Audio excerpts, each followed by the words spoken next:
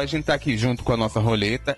Cada espaço tem uma pergunta, você vai girar e vai responder. Lembrando que para garantir a imparcialidade total, esse quadro vai ter 10 minutos. Quando der os 10 minutos, a gente vai ter que cortar e aí a gente finaliza e volta no outro vídeo, tá bom? Combinado. Gira aí a primeira vez a roleta. Aqui embaixo. Aqui tem.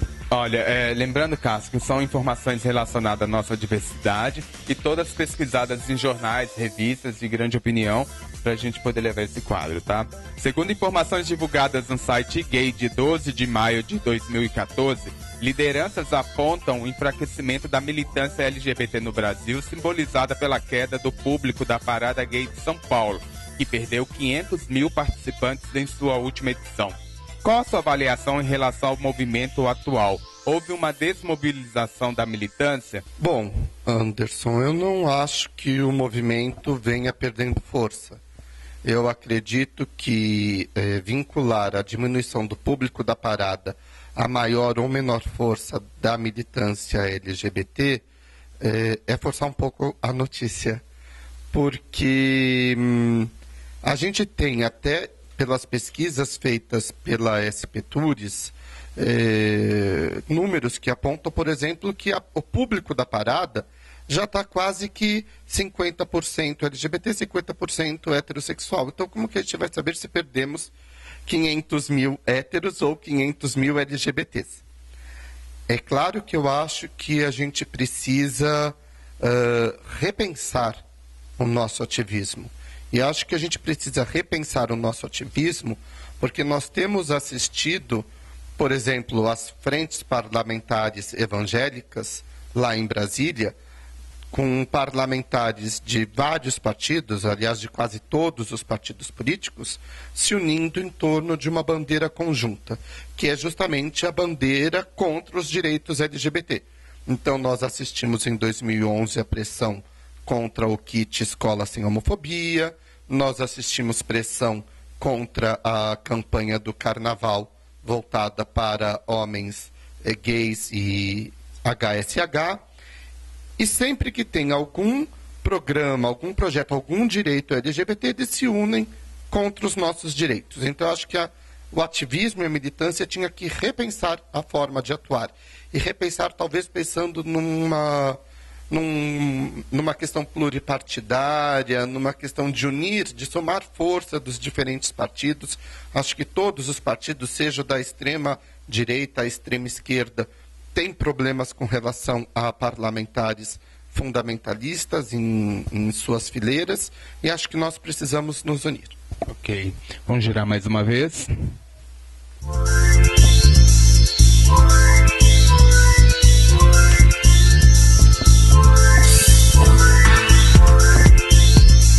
Olha, essa aqui é uma pergunta que sempre gera muita polêmica. Conhecido pelas suas opiniões contra os gays, o pastor Silas Malafaia escreveu no último dia 25 de maio de 2014 em seu Twitter a seguinte frase: Jean Willis está com medo de perder as eleições para um pastor. Risos. Cadê o voto dos gays?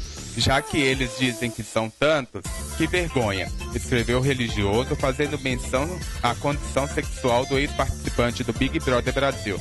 O fato dos gays não terem conseguido eleger candidatos LGBT enfraquece o movimento?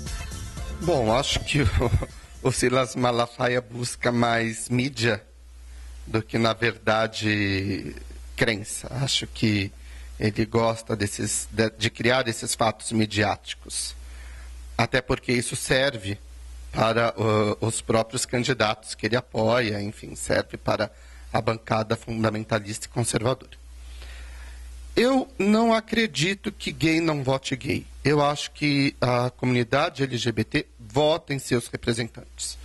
O que eu acho é que talvez a gente ainda não tenha conseguido, e fazendo menção, então, à pergunta anterior, quando a gente falava sobre o ativismo, a gente talvez não tenha conseguido nos comunicar para essa sociedade, para essa comunidade LGBT. Acho que os mais novos, até por conta de todos os avanços que nós vimos, pelos direitos, por exemplo, a expressão de afetividade, não sabem muito daquilo que nós passamos. Então, a dificuldade de você conhecer alguém, né?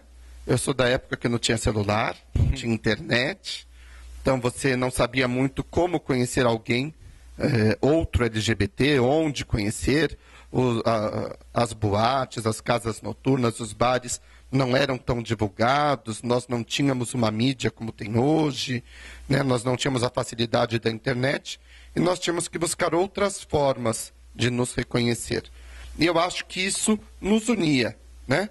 O próprio advento da AIDS nos uniu porque nós tínhamos, principalmente gays, morrendo sozinhos, porque as famílias não sabiam o que era aquela doença e não queriam muito contato, tinham medo do contágio. E nós cuidávamos de nós mesmos, né? Eram amigos que cuidavam de outros amigos, e isso nos fortalecia. E acho que se nós resgatássemos essas histórias, se nós resgatássemos esse sentimento de cuidar de nós mesmos, né? De estarmos próximos, talvez mudasse um pouco essa visão que eles têm da gente. E eu acredito que nós já elegemos, sim, candidatos LGBT. Nós temos vereadores, nós temos vereadoras, nós temos travestis, transexuais que se elegeram também com o voto LGBT, até porque quando você aperta lá o númerozinho na urna, ninguém pergunta qual é a sua orientação sexual. Então, como é que você vai dizer se o gay votou ou não em outro gay, se a lésbica votou ou não em outra lésbica, se travestis e transexuais votaram ou não em travestis e transexuais? Eu acho que isso é mais uma questão midiática do Malafaia para nos destituir do poder de voto que nós temos. Legal, isso aí, Cássio. Rodrigo aqui hoje no Papo Aberto do Papo Mix. Roda mais uma vez, Cássio.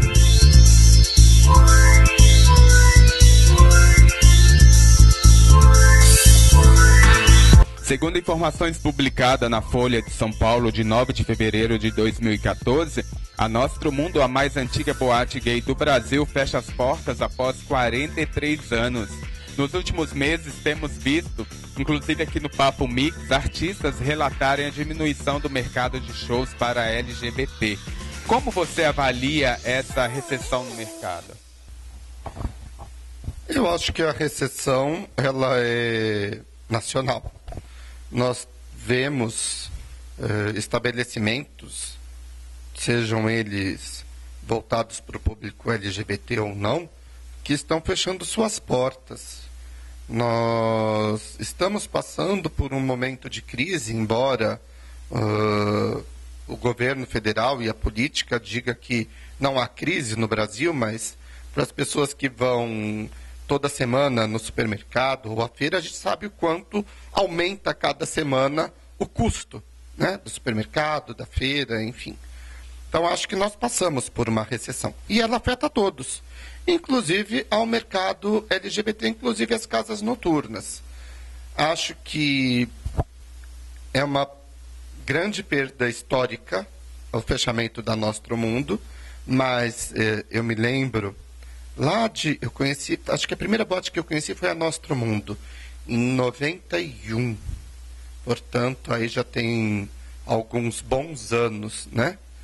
E quando eu conheci a Nostro Mundo, de lá para cá, de 91 para cá, ela já passou por várias crises. Ela meio que fechou, ela voltou, ela fechou, ela voltou. Então, é um pouco do cenário nacional, essa questão da crise. A gente sabe que as drag queens hoje representam a cultura LGBT. Quando a gente pensa em cultura LGBT, principalmente na grande mídia, vem as drags, né? E cada vez mais o espaço é menor, né? O espaço é menor, mas, por exemplo, nós temos assistido também a migração de muitas delas para o teatro, muitas delas para a televisão, os reality shows levando muitas delas. Então, eu acho que há talvez até uma abertura em outros espaços que nós não tínhamos antes. Eu lembro que uma das primeiras a gravar CD de bate-cabelo era Jimmy Kier. Entendi, Cássio. Infelizmente, nosso tempo acabou nesse bloco. A gente volta no próximo vídeo aqui no Papo Aberto Especial Eleições.